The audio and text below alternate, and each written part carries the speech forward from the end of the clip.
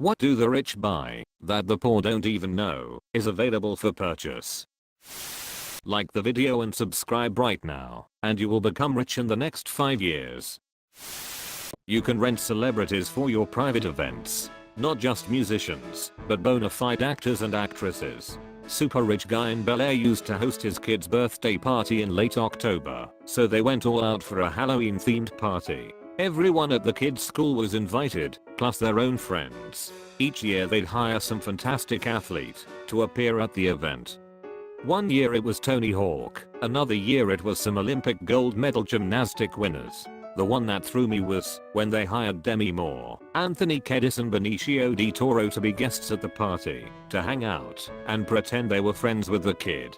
Mind you, this was a kid's Halloween party, set outside in a huge, massive garden, spread out over tennis courts and lawns, with games, buffets, dessert tables, taco stands, omelette stands, BBQ, pizza, burgers, etc. No booths, no one allowed inside. All the event staff were dressed in Halloween costumes. It was very cool.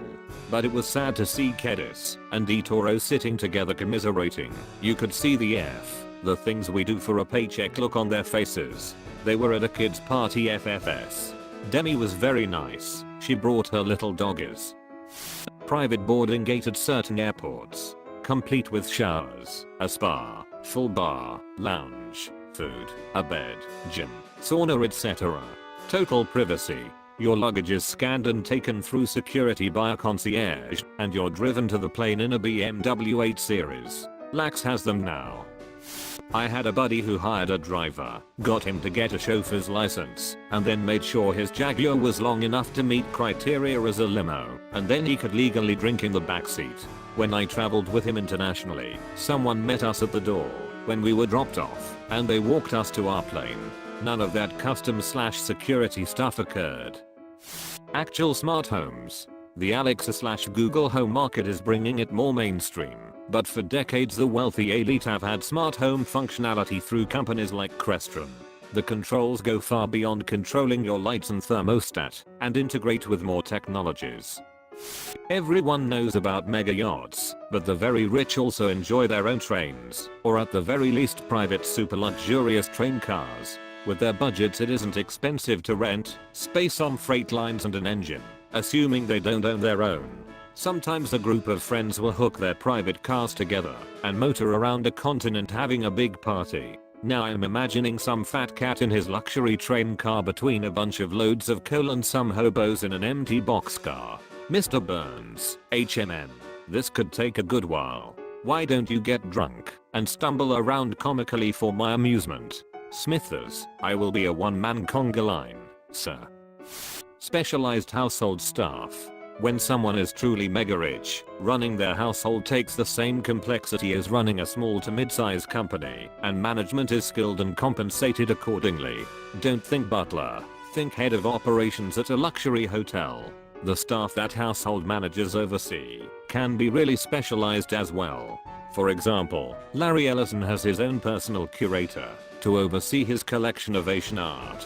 They do things like advise on the purchase and sale of art in his collection, oversee storage and display of art housed on his property, oversee process of lending art for storage and display at museums. The curator will often have their own staff to conduct actual conservation work, art transport, art installation, etc. So if you've already got an in-house crew of 7 people focused on your art collection alone, imagine how big your entire household staff is. That's why you've got a household manager.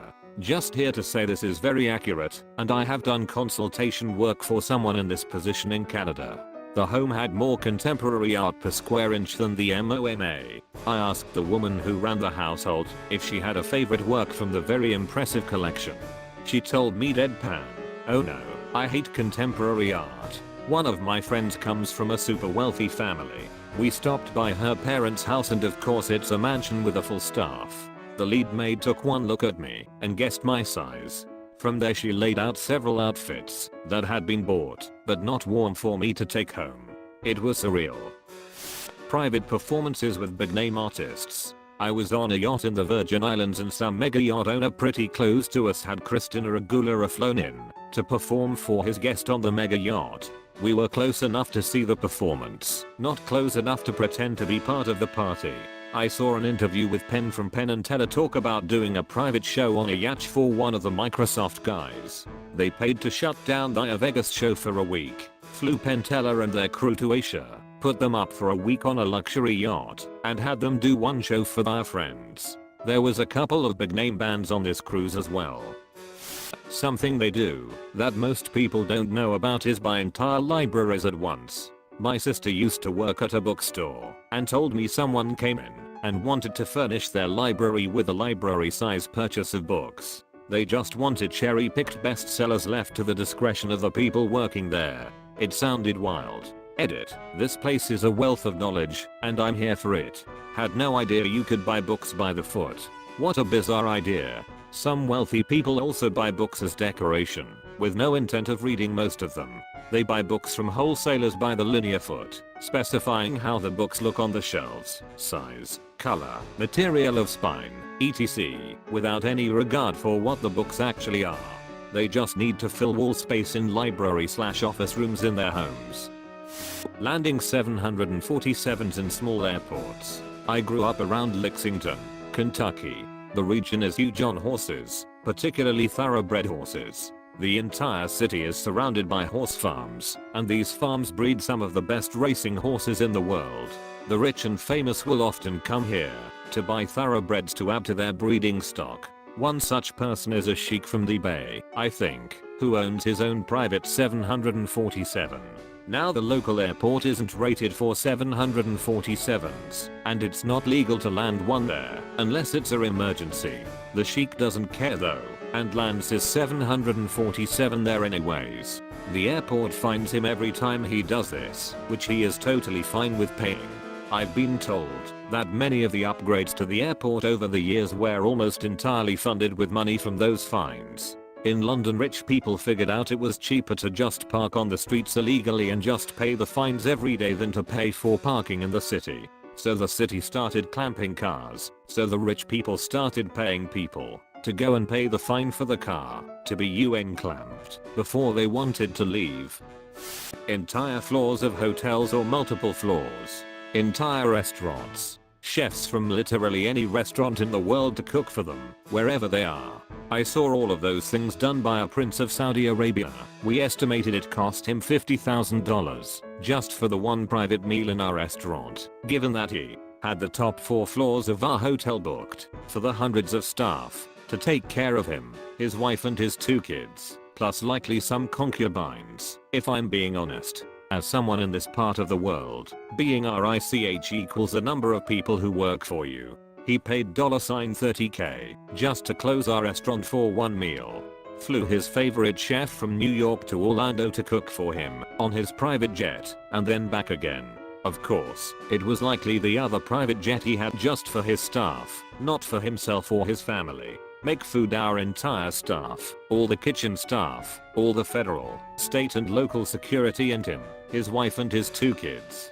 I have posted the entire story somewhere else in the past, but I couldn't find it easily. I had a buddy who taught ski lessons to another Saudi prince's little kid, and had some nearly unbelievable and yet similar details during his interactions with them. That kid had an entire team around him, or probably 10 staff, plus vehicles, snowmobiles, a helicopter, and so on.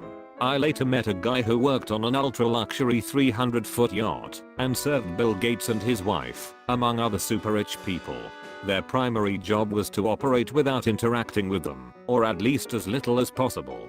This shows you, in some sense, that having people around you doing stuff you need to be done, but doing it invisibly is another perk of being rich. You can buy houses ready to move in only with a suitcase. These houses are more than fully equipped. Everything is already there, like the whole furniture, glasses, knives, forks, spoons, tissues and toilet paper, towels, toys, and games for the children, etc. Luxury ice cubes. Gloss Luxury Ice Co. produces perfectly square ice blocks for minimum dilution and maximum cooling. Hand carved and completely clear, these cubes are sold in bags of 50 and each bag costs $325. That's some BS. How much a drink is cooled depends on how large of a surface area the ice cube has and is correlated to the rate at which the ice cube melts and thus dilutes the drink. Either you get minimum dilution by using spherical ice cubes or maximum cooling by maximizing surface area. Both at the same time is just not a thing. Yeah, but have you ever had 3 perfectly square ice cubes in your 1965 single malt? Unique items. Occasionally you see in the news stuff like hat used in some popular movie auction for $80,000 or 5,000-year-old Egyptian statue auctioned for $2 million, and I think, what kind of auction do you even go to buy that kind of thing? Like, who do you have to be to even be in the know about these auctions? A rich person.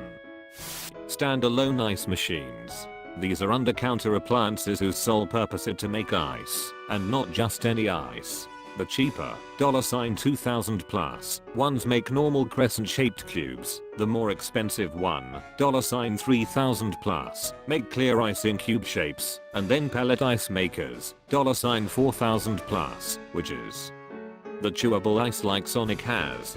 These are the more entry-level models to boot. Some break 5 digits. I used to work for a manufacturer of these, and at some point a lady was arguing with me because we were shipping a replacement part ground instead of next day air, and she made a snide comment about if it were my ice machine she'd bet it wouldn't take this long.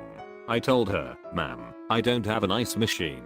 She snapped back all proud, like she'd cornered me with, "Then how do you get ice?" I told her from an ice tray, and she replied with, "Well, I don't have to do that." Yeah, well, for the next 3 to 5 business days you do, lady. I do not miss that job at all.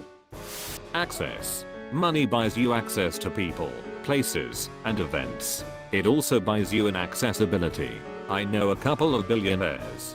Both have yachts. That way they can get away from everyone else and just bring in the people they want to spend time with. The planet isn't that big, so my friend said he kept bumping into the same people all over the place.